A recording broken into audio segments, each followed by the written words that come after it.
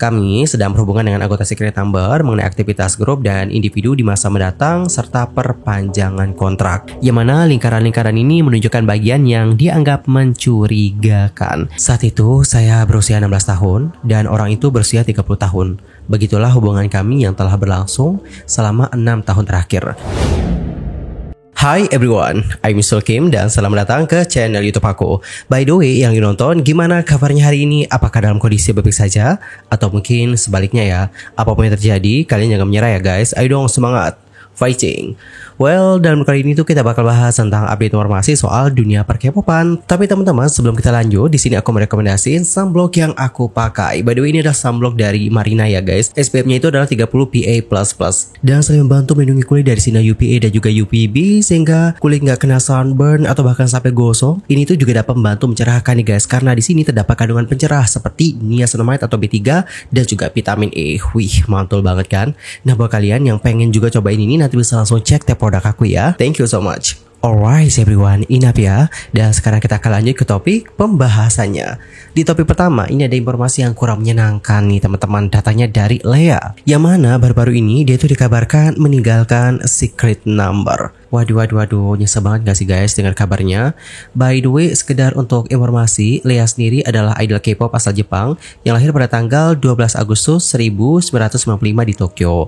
Dan sebelum debut sebagai idol, dia itu pernah membintangi sebuah film Jepang berjudul School Days with a Pig yang tayang pada tahun 2008 ketika usianya itu masih 13 tahun. Selain itu, Secret Number ini bukanlah grup pertamanya ya guys. Dia itu diketahui pertama kali debut sebagai idol K-pop melalui grup yang bernama Scarp. Dan pada kali itu dia nggak pakai nama Lea, tapi nama panggungnya adalah Hana.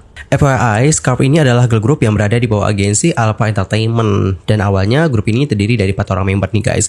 Ada Tasha, Sol, Verlin, dan juga Jennie. Di mana mereka debut dengan merilis single album yang bertajuk Scarp juga pada tanggal 14 Agustus tahun 2012. Namun, satu membernya yakni Sol meninggalkan grup, lalu kemudian digantikan oleh 2 member baru yakni Jua dan juga Hana. Hana atau Lea dan juga member baru tersebut akhirnya resmi debut bersama dengan Scarp pada tanggal 31 Mei tahun 2013. Namun sayang nih teman-teman, setelah beberapa tahun berkarir, girl group ini bubar pada tahun 2015. Dan setelah girl group ini bubar, Lea sendiri nggak menyerah dengan impiannya. Dia pun mencoba berbagai cara nih guys untuk melanjutkan karirnya sebagai seorang idol. Salah satu hal yang dilakukan adalah dengan mengikuti beberapa program survival. Salah satunya adalah program survival China yang bertajuk Lady Beast. Namun sayang nih guys, di program itu dia nggak berhasil mencapai final dan akhirnya tereliminasi. Oh iya guys, sekedar informasi, dia ngikuti program itu pada tahun 2016 ya. Kemudian di tahun yang berikutnya atau pada tahun 2017, dia kembali lagi nih guys ngikutin program survival. Kali ini adalah program survival Korea yang bertajuk Mix 9. Dan saat tampil di acara itu dia nggak pakai nama panggung Hana, tapi dia pakai nama aslinya, yakni Ogawa Mizuki. Namun sayang nih guys, di program itu dia kurang beruntung dan akhirnya tereliminasi di episode ke-7 dan pulang dengan menempati peringkat ke-109. Hingga pada akhirnya tanggal 27 Februari 2020, Fine Entertainment mengumumkan bahwa Lea adalah anggota terakhir yang akan debut sebagai member Secret Number. Girl group tersebut resmi debut pada tanggal 19 Mei 2020 dengan merilis album yang bertajuk Who Dis dengan lagu utama yang berjudul sama dengan albumnya. Namun nih teman-teman, hari ini kita itu dapat kabar yang mengejutkan nih, di mana Lea dikabarkan keluar dari Secret Number. Hal itu terlihat dari pengumuman Fine Entertainment pada hari ini, yaitu tanggal 3 April. Dalam pengumumannya, agensi itu menuliskan, "Halo, ini adalah Fine Entertainment. Kami ingin mengucapkan terima kasih kepada semua penggemar yang selalu menunjukkan minat dan cinta kepada Secret Number. Kontrak eksklusif Lea yang selama ini memamerkan bakat cemerlangnya sebagai anggota Secret Number telah berakhir pada tanggal 2 April 2025. Pertama-tama, kami ingin mengucapkan terima kasih kepada Lea karena telah bekerja keras untuk para penggemarnya. Aktivitas Secret Number-nya telah berakhir, tetapi kami akan terus mendukung masa depan cerah Lea dengan tulus. Kami meminta semua penggemar untuk terus menyemangati dan juga mendukung. Selain itu, kami juga ingin memberitahu tentang kegiatan Secret Number di masa mendatang. Kami sedang berhubungan dengan anggota Secret Number mengenai aktivitas grup dan individu di masa mendatang serta perpanjangan kontrak. Di masa mendatang, Secret Number akan berusaha sebaik mungkin untuk mempersiapkan tampilan baru dan menunjukkan kepada penggemar. Kami mohon dukungan dan cinta yang berkelanjutan. Terima kasih.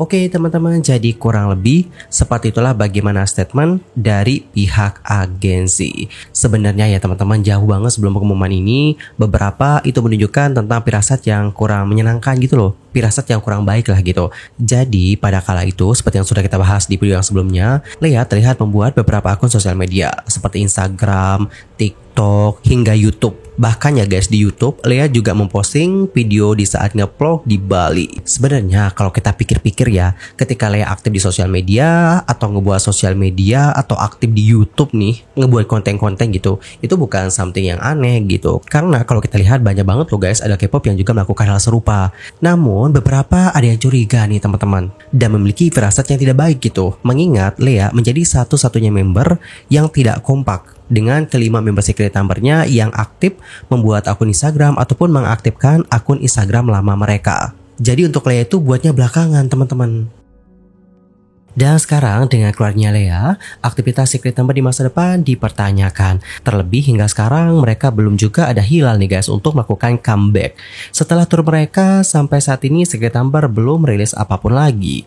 Sementara itu, member secret number untuk sekarang kini terlihat lebih aktif di sosial pribadi mereka. For example ada Dita. Kalau aku lihat ya guys, Dita itu cukup rutin nge-up konten-konten di sosial medianya, terutama di TikTok. Bahkan dia kemarin ikut tren untuk ke dance like Jennie. Kemudian untuk Jennie kan juga ada TikTok. Di TikToknya dia juga lumayan rutin sih nge-up video-video.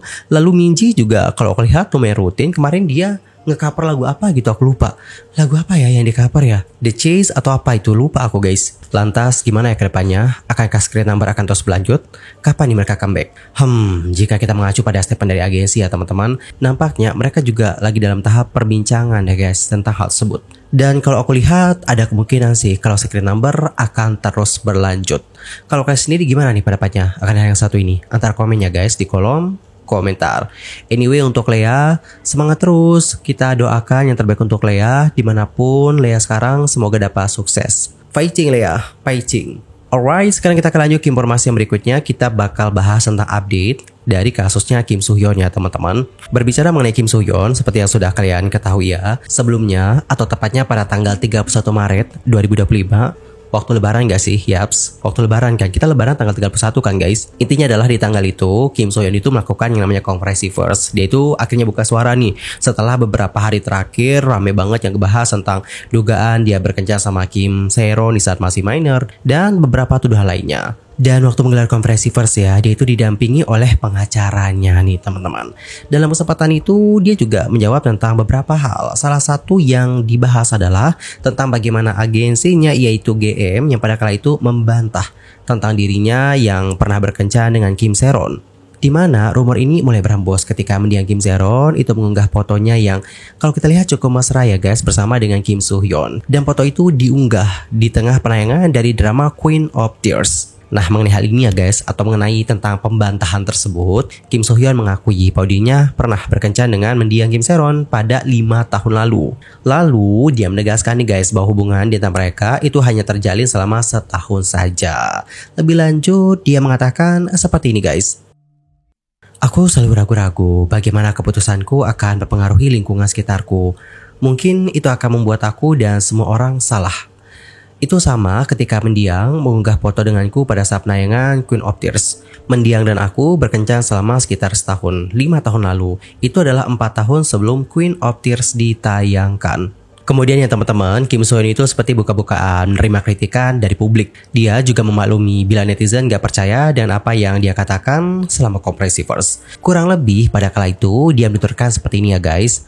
Tapi aku menyangkal fakta berkencan. Aku pikir itu wajar bagi kalian untuk mengkritik pilihanku. Masuk akal untuk mengatakan bahwa kalian tidak percaya apa yang aku katakan tentang hal-hal antara diriku dan juga Mendiang.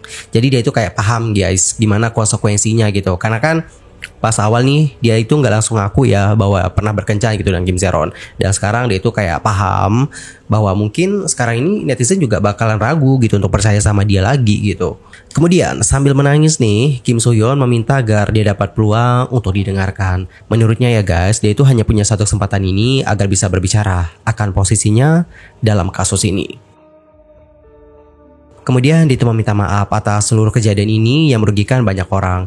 Kim Soo-hyun itu lantas merasa bahwa mendiang itu nggak bisa beristirahat dengan tenang akibat kontroversi ini dan membuat Kim Soo-hyun menjadi sedih. Dia lantas menyinggung dirinya sebagai pengecut.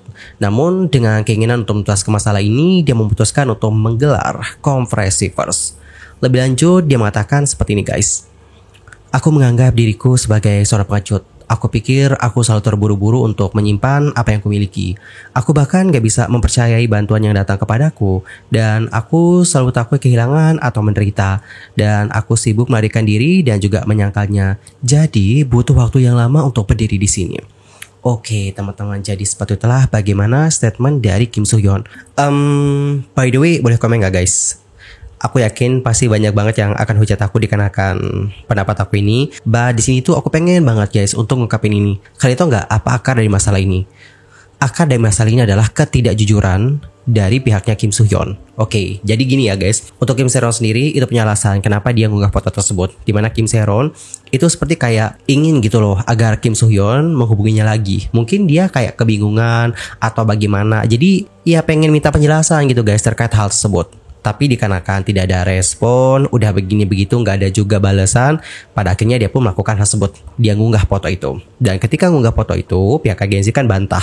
Pada kala itu pihak agensi mengatakan bahwa Kim Se-ron sama Kim Soo-hyun nggak ada hubungan pacaran. Foto itu katanya diambil di saat mendiang masih di agensi tersebut. Lalu mereka juga mengatakan nggak tahu motif dari mendiang mengunggah foto tersebut. Itu adalah statement mereka pada kala itu guys. Dan kalian tahu nggak apa dampak dari statement tersebut? Dampaknya adalah mendiang itu dicap begini begitu. Bahkan kita juga nggak bisa pungkiri mendiang pada kala itu mendapatkan banyak banget komentar-komentar yang aduh miring banget ya. Menurut aku seandainya pada kala itu agensi mengatakan yang sebenarnya kepada publik tentang Kim Se-ron yang pernah berkencan dengan Kim Soo-hyun, terus juga mengungkapkan tentang motif dari mendiang seperti itu, dampak seperti kritikan atau penghujatan kepada mendiang mungkin tidak separah itu guys. Aku sih dapat paham ya pada kala itu untuk pihaknya Kim Soo-hyun juga mungkin khawatir gitu dan dramanya. Ya pasti juga terdampak guys terhadap penayangan drama tersebut, pasti terdampak banget. Kemudian Kim Soo-hyun kan juga di sini mengatakan ya dia itu sedih dikarenakan hal ini mungkin untuk mendiang tidak bisa beristirahat dengan tenang. Tapi apakah beliau pernah berpikir jika seandainya hal ini nggak terungkap ke publik, apakah mendiang bisa beristirahat dengan tenang ketika publik tidak mengetahui bagaimana kebenaran yang sesungguhnya? Coba deh bayangin guys, seandainya untuk ibu dari mendiang itu nggak speak up, mungkin sampai sekarang ini kita tidak tahu gitu tentang bagaimana hubungan antara Kim Se-ron ataupun Kim Soo-hyun. Terlepas apakah hubungan mereka terjadi di saat Kim Se-ron udah usia legal atau masih minor, tapi intinya di sini adalah mereka itu pernah berhubungan. Dan jika hal ini nggak terungkap, mungkin pemikiran tentang mendiang yang menciptakan romantisasi sendiri itu masih tetap ada gitu guys di benak-benak orang lain. Dan kalau kalian sendiri gimana nih guys pendapatnya? Antar komen ya di kolom komentar. Sementara itu, usai konferensi pers tersebut, Kim Soo-hyun mendapatkan berbagai macam reaksi, bahkan tidak sedikit yang memberikan reaksi negatif. Salah satu reaksi negatif diberikan ketika Kim Soo-hyun menyebut dirinya sebagai bintang Kim Soo-hyun. Di komunitas online PAN, ada seorang pengguna itu mengkritik pernyataan tersebut dengan menuliskan, dia sendiri yang mengatakan bahwa dia adalah bintang Kim Soo-hyun. Jadi tidak bisa dihindari kalau dia berbohong. Dia memang menjalin hubungan dengan Kim Se-ron, tapi dia harus berbohong tentang itu. Dan bahkan jika dia bisa kembali ke masa lalu, dia akan tetap berbohong. Apa maksudnya ini? Saat menonton serial langsungnya, aku sampai meragukan pendengaranku sendiri. Seharusnya dia bilang, aku mengakui hubungan itu dan menyesal telah membuat Kim Se-ron menderita secara emosional dikarenakan menyangkalnya. Bukankah itu yang seharusnya dia katakan? Ini terasa sangat egois. Dan usai melihat bagaimana postingan tersebut, beberapa netizen Korea yang lain juga turut membagikan bagaimana pemikiran mereka. Beberapa di antara mereka berkomentar seperti ini. Ini pertama kalinya aku melihat seorang selebriti menyebut dirinya bintang sejak era 90-an. Sikap membesarkan dirinya sendiri ini benar-benar luar biasa. Kesimpulan dari konferensi persnya, breaking news Kim Soo-hyun, aku adalah bintang. Aku bintang, jadi aku gak bisa menghindarinya. Lebih baik pensiun dan buka restoran saja. Kim Soo-hyun, latih keterampilan tanganmu baik-baik dan jadilah dewa mitarik. Selain itu, di salah satu situs Tiongkok, yaitu XHS, muncul sebuah tuduhan yang lagi viral, di mana ada seorang netizen yang menuduh bahwa Kim Soo-hyun mungkin memakai wig. Postingan tersebut lantas menyertakan serangkaian foto lalu diberikan lingkaran, yang mana lingkaran-lingkaran ini menunjukkan bagian yang dianggap mencurigakan. Netizen yang membuat postingan itu juga menyertakan beberapa foto dari Getty Image tentang penampilan Kim Soo Hyun di bandara sebelumnya. Di bawah caption, netizen itu menjelaskan alasan dibalik dugaan tersebut, lengkap dengan deskripsi rinci dan setiap foto dan analisis mengapa dia mengira bahwa itu adalah wig.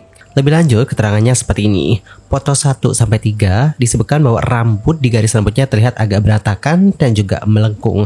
Menurutnya, itu biasa terjadi karena beberapa rambut tidak tumbuh dengan arah yang baik. Jadi perlu nih untuk dibawa melengkung saat ditata. Kemudian untuk foto 4-5, dia mengatakan bahwa enggak terlihat akar rambut atau kulit kepalanya dan rambutnya tumbuh berantakan ke berbagai arah. Lalu untuk foto 6-7, dia mengatakan bahwa terlihat jelas di mana wig dan rambut aslinya bertemu dan tekstur dan warna wig berbeda dengan rambut aslinya. Kemudian untuk foto 8-9 adalah foto lama yang digunakan sebagai pembanding. Jadi pada kedua foto ini menurutnya ada perekat putih di dekat garis rambut dari KSH yang lebih terlihat dan ada helai rambut yang tampaknya tersangkut di dalam penutup wig. Postingan tersebut fantastis guys, menarik perhatian orang di platform tersebut.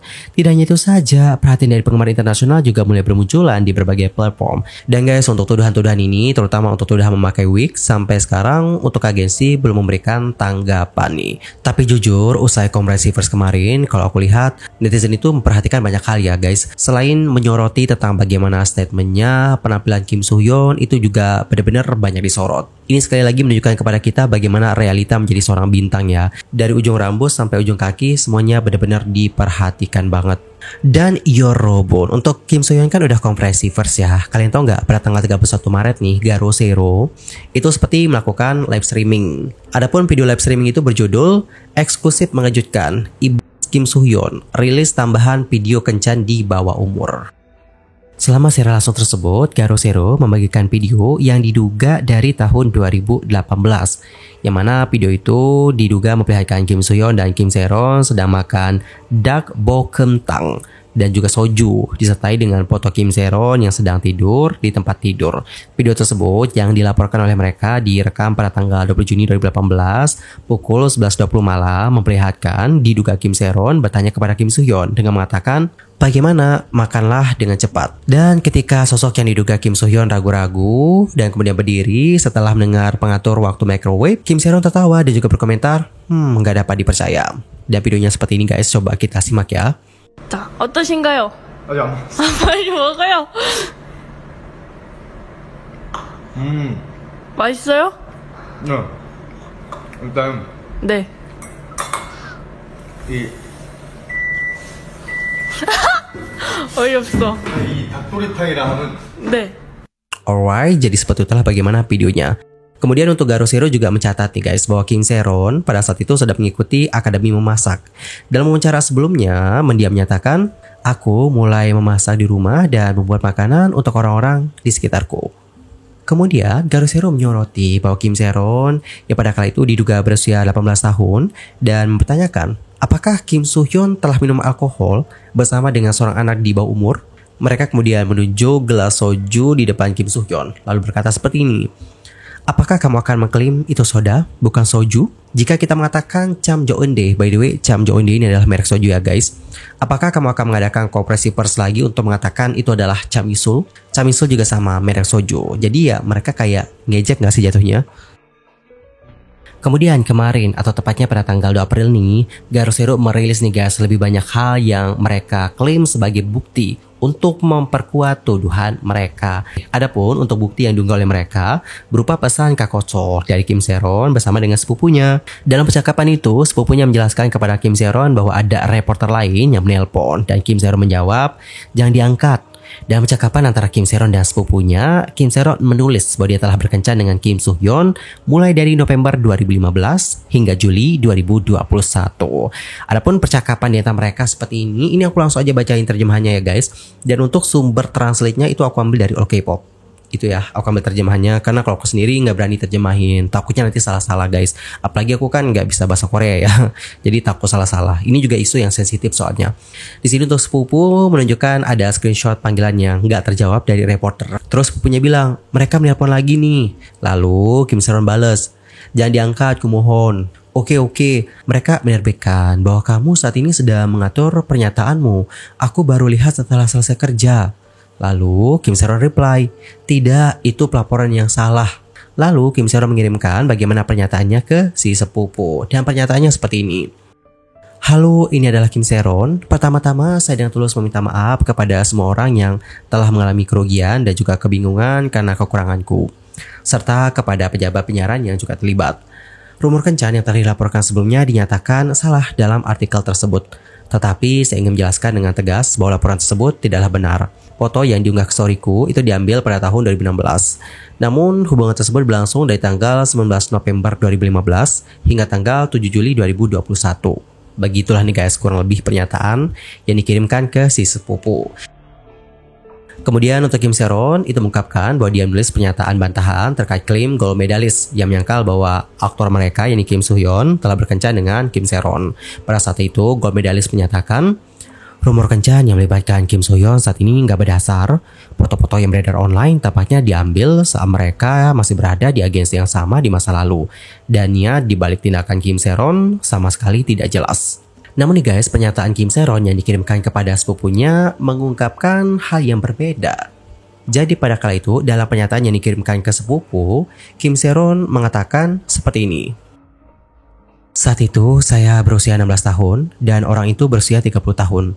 Begitulah hubungan kami yang telah berlangsung selama 6 tahun terakhir. Karena saya adalah seorang aktris sejak awal, saya mencari agensi saat musim pembaruan kontrak saya semakin dekat. Saat mendiskusikan kontrak dengan agensi mantan rekan saya, akhirnya saya menandatangani kontrak dengan gold medalist. Tanpa mempertimbangkan sepenuhnya syarat dan ketentuan kontrak, saya bekerja tidak hanya sebagai seorang aktris, tetapi juga berpartisipasi dalam pemilihan pemain baru dan juga penyutradaran visual. Pemain baru mungkin aktor baru kali ya, I think so. Namun, saya tidak pernah menerima kompensasi yang adil untuk pekerjaan saya. Kompensasi yang adil mungkin pembayaran yang sesuai gitu atas pekerjaan yang dilakukan, seperti membantu untuk mencari pemain baru atau mencari artis baru maybe, dan juga bahkan penyutradaraan visual. Lanjut kita baca lagi statement dari Kim Se-ron. Tidak seperti perpanjangan kontrak dengan agensi saya sebelumnya, saya menandatangani konfirmasi perpanjangan kontrak dengan imbalan persyaratan finansial. Ketika waktu perpanjangan tiba, saya di sini mencoba menghubungi agensi saya dan Kim Soo-hyun, tetapi semua komunikasi terputus. Kemudian saya diberitahu bahwa kontrak saya tidak diperpanjang dan saya diberi sertifikat konfirmasi yang disahkan oleh notaris mengenai pelanggaran kontrak. Dengan demikian, kontrak eksklusif saya dengan gold medalist berakhir pada Mei 2022. Dan karena masalah ini, saya di sini dengan tulus meminta maaf kepada para pejabat drama, banyak anggota staf yang bekerja keras, aktor senior yang tidak terkait dengan insiden tersebut, serta para penulis, sutradara, dan semua orang yang berkontribusi pada proyek tersebut. Namun pernyataan gold medalist baru-baru ini bahwa mereka tidak tahu maksud di balik ini sama sekali tidak konsisten dengan tindakan mereka sendiri. Saya harap mereka mengakui kerugian yang saya derita saat berada di perusahaan dan bertanggung jawab atas kesalahan mereka. Sebagai seorang aktris, saya percaya bahwa penting untuk mengungkapkan kebenaran ketika seseorang dikonsumsi oleh publik dengan citra yang terdistorsi. Itulah sebabnya saya membagikan pernyataan ini. Alright teman-teman, jadi kurang lebih seperti itulah bagaimana pernyataan dari Kim Se-ron yang dikirimkan kepada sepupunya. Kemudian untuk Kim Se-ron di pesan yang berikutnya bilang kayak gini, aku baru saja menulisnya. Maksudnya yang baru ditulis itu adalah pernyataan tersebut guys.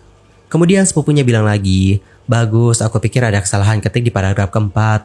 Lalu Kim Se-ron reply, oke, terima kasih ya. Lalu sepupunya balas, konyol sekali mereka memberikan nomorku. Lalu Kim Se-ron bilang, aku tahu. Lalu apakah kamu nanti akan memoles pernyataan itu untuk dirilis nanti? Memoles dalam artian kayak mau diperbaiki lagi nggak? Mau diedit lagi nggak? Pokoknya yang kayak gitu-gitu deh guys. Biasanya kan kita sebelum mengunggah pernyataan ke publik, kita juga akan lihat lagi tulisannya. Apakah ada yang salah? Kalau ada yang salah kita revisi. Kurang lebih seperti itulah yang dimaksudkan oleh sepupunya kepada Kim Se-ron. Terus menjawab pertanyaan ini, Kim Se-ron menjawab, aku tidak akan merilisnya. Aku baru aja menulisnya. Terus sepupunya bales, oh begitu ya. Gold medalist atau apalah, aku berdoa mereka gagal dan juga bangkrut. Lalu Kim Se-ron bales, aku juga. Dia berarti setuju ya dengan bagaimana doa dari sepupunya ini.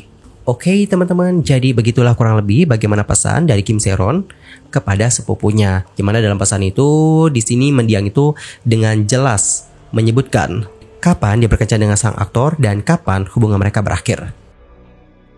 Dan usai melihat bagaimana pengungkapan dari Garosero, sentimen publik netizen Korea berubah. Di komunitas online, mereka banyak berkomentar, bersimpati, dan juga merasa kasihan dengan mendiang. Dengan beberapa di antara mereka, seperti aku lansir dari All K-pop, berkomentar seperti ini. Aku merasa kasih sekali pada Kim Seron. Bintang Kim Soo-hyun, kamu harus berhenti. Pihak Kim Soo-hyun meminta versi aslinya. Aku penasaran apa yang akan mereka katakan ya setelah melihat ini. Ini adalah permainan yang merugikan. Dia seharusnya berhenti. Mereka memiliki pernyataan Kim Seron. Oke teman-teman, jadi seperti itulah bagaimana komentar-komentar dari beberapa netizen Korea. Sementara itu sampai video ini dibuat, untuk pihak agensi gold medalist maksudku dan juga Kim Soo-hyun belum memberikan tanggapan apapun terkait bagaimana pengungkapan terbaru dari Garosero. Lantas bagaimana ya tanggapan mereka akan hal yang satu ini? Mari kita tunggu saja bagaimana ke depannya. Anyway teman-teman, cukup sekian aja untuk hari ini. I'm Yusuf pamit dan aku mohon maaf ya guys kalau ada kesalahan, baik itu dalam ucapan, sikap, tindakan, dan mungkin ada kesalahan informasi, mohon koreksinya. Sampai jumpa semuanya dan selamat beraktivitas, jaga selalu kesehatan ya. By the way, buat teman-teman yang mungkin rambutnya itu kasar, kusem, maybe bisa cobain produk yang aku pakai karena menurut aku ini tuh ngefek banget, buat rambut itu jadi lebih halus dan juga nampak agak berkilau guys. Untuk shampoo sendiri, kalian mungkin bisa cobain sampo-nya Sari Ayu ya guys. Ini tuh cocok banget buat teman-teman yang permasalahan rambutnya kurang lebih sama kayak aku, yang gampang kusut, susah diatur, ngembang, kering, kusem. Terus untuk kondisionernya aku pakai Miranda. Ini yang smoothing and anti-freezing ya guys. Kurang lebih sama kayak ini juga. Ini dapat membantu untuk menghaluskan rambut dan juga dapat membantu untuk membuat rambut tampak lebih berkilau. Selain itu, ini juga memiliki keratin nih guys yang dapat memperkuat batang rambut. Dan ini juga dapat membantu untuk melembabkan dan menutrisi rambut yang rusak. Pokoknya mantul guys. Terus aku juga pakai toner ya guys. Toner itu wajib banget sih aku pakai. Untuk toner sendiri aku percaya dengan tonernya Putri. Ini varian ginseng ya guys. Ini itu aku pakai supaya rambut itu lebih kuat, nggak mudah rontok, dan hasilnya menurut aku lumayan sih. Rambut rontok itu kelihatan berkurang, bukan nggak ada ya guys, tapi berkurang. Buat kalian juga tertarik untuk cobain produk-produk ini, nanti bisa langsung mampir ke tab produk aku. Thank you so much buat yang udah check out, and bye bye everyone.